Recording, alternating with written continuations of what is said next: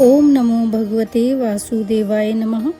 इस प्रकार अयुक्त पुरुष की बुद्धि के विचलित होने का प्रकार बतलाकर अब पुनः स्थित प्रज्ञ अवस्था की प्राप्ति में सब प्रकार से इंद्रिय संयम की विशेष आवश्यकता सिद्ध करते हुए स्थित प्रज्ञ पुरुष की अवस्था का वर्णन करते हैं।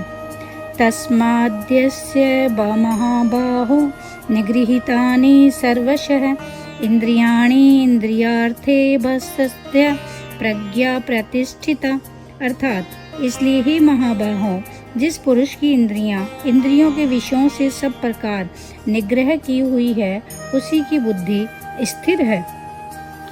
पूर्व श्लोक में यह बात कही गई है कि जिसके मन और इंद्रियां वश में नहीं हैं, उस विषयासक्त मनुष्य की इंद्रियां उसके मन को विषयों में आकर्षित करके बुद्धि को विचलित कर देती है, स्थिर नहीं रहने देती। इसलिए मन और इंद्रियों को अवश्य वश में करना चाहिए।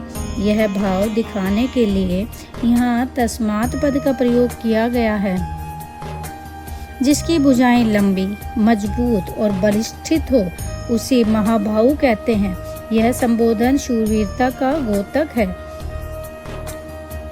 श्रोता आदि समस्त इंद्रियों के जितने भी शब्द आदि विषय हैं, उन विषयों में बिना किसी रुकावट के प्रवृत्त हो जाना इंद्रियों का स्वभाव है, क्योंकि अनादि काल से जीव इन इंद्रियों के द्वारा विषयों को भोगता आया है। इस कारण इंद्रियों की उनमें आसक्ति हो गई है। इंद्रियों की इस स्वाभाविक प्रवृत्ति को सर्वथा रोक देना, उनके विषयालोलुप स्वभाव को परिवर्तित कर देना, उनमें विषयासक्ति का अभाव कर देना और मन बुद्धि को विचलित करने की शक्ति न रहने देना, यही उनको उनके विषयों से सर्वथा निग्रहित कर लेना है।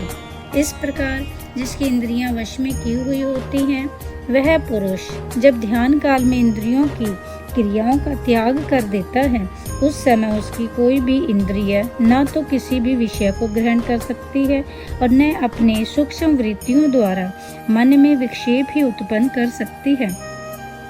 उस समय वे मन में त्रिदूप सी हो जाती हैं और वे तुथान काल में जब वह देखना, सुनना आदि इंद्रियों की क्रिया करता रहता है, उस समय वे बिना आसक्ति के नियमित रूप से यथा योग्य शब्द आदि विषयों को ग्रहण करती है। किसी भी विषय में उसके मन को आकर्षित नहीं कर सकती, वरम मन का ही अनुसरण करती है। स्थित प्रज्ञ पुरुष लोक संग्रह के लिए जिस इंद्रिय के द्वारा जितने समय तक जिस शास्त्र सम्मत विषय को ग्रहण करना उचित समझता है, वही इंद्रिय उतने ही समय तक उसी विषय को ग्रहण करती है। उसके विपरीत कोई भी इंद्रिय किसी भी विषय को ग्रहण नहीं कर सकती। इस प्रकार जो इंद्रियों पर पूर्ण आधिपत्य कर लेता है, उसकी स्वतंत्रता को सर्वथा नष्ट करके उनको अपने अनुकूल बना लेता है। यही इंद्रियों के विषयों से इंद्रियों को सब प्रकार से निगृहित कर लेना है।